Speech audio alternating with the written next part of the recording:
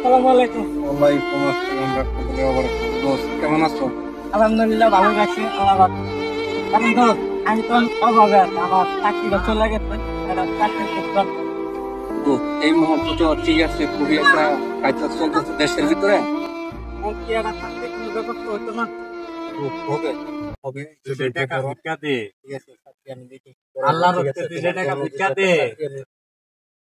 এই তো ধারান কথা বলতেছি। 2 টাকা ভিক্ষা দে জামুগা। দোস্ত, আপনার না আমি বালা মাছ দেখছিলাম। এই রাস্তা কতদিন ধরে?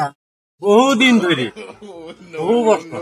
বহু বছর হয়ে গেছে গা। হ্যাঁ ইনকাম টিনকাম দিলে ভালোই হইতেছে না? হ্যাঁ ভালো। অসহায় মানুষ। না, না, দাঁড়ান।